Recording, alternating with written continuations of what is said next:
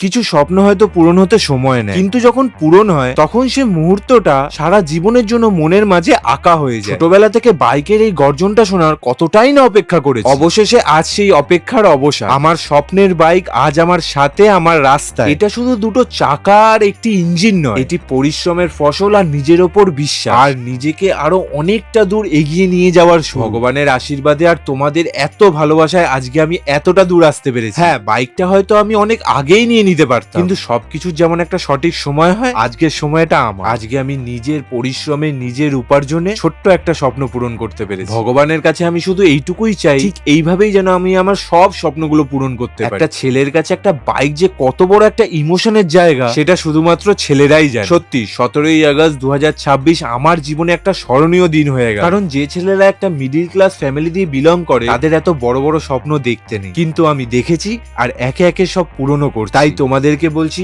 আমার পাশে থেকো আর ঠিক এইভাবেই ভালোবাসা দিয়ে। সো ফাইনালি আমি আমার ড্রিম বাইক নিয়েই নিলাম। অবশ্যই কিন্তু আমাকে কমেন্ট করে জানিও যে আমার এই নতুন বাইকটা তোমাদের কেমন লাগলো। রয়্যাল এনফিল্ডের শোরুমে গিয়ে কিন্তু আমার চোখের সামনে অনেকগুলো বাইকই ছিল, কিন্তু বুলেট 350 ব্যাটালিয়ন ব্ল্যাকটাকে দেখে আমার আর অন্য কোনো বাইকের দিকে মনই গেল না। তাই সৌমি, আমি কান ধরে তোমার কাছে ক্ষমা চাইছি। তোমার কিন্তু একটা সতীন বাল। শোরুম থেকে আমার নতুন বাইক আর আমার একমাত্র বউকে নিয়ে বেরিয়ে পড়লাম বাড়ির উদ্দেশ্যে। আর অনেক অনেক ধন্যবাদ মিলন আর সৌহার্দ্যদের, কারণ এত বৃষ্টির মধ্যেও ওরা কিন্তু আমার এত বড় একটা দিনে পাশে ছিল। আচ্ছা, তোমরা বস 2 সিনেমাটা দেখেছো তো? সিনেমাটায় খুব ভালো একটা ডায়লগ ছিল, স্বপ্ন পূরণ করাটা লক্ষ্য নয়, লক্ষ্য পূরণ করাটা স্বপ্ন হওয়া। ভিডিওটা তোমাদের কেমন লাগলো অবশ্যই কমেন্ট করে জানিও। আর আমার মতন বুলেট লাভার কারা কারা আছো তোমরাও কমেন্ট করে জানাও। তোমরা সবাই খুব ভালো থেকো, সুস্থ থেকো। দেখা হচ্ছে আবার অন্য কোনো ভিডিওতে।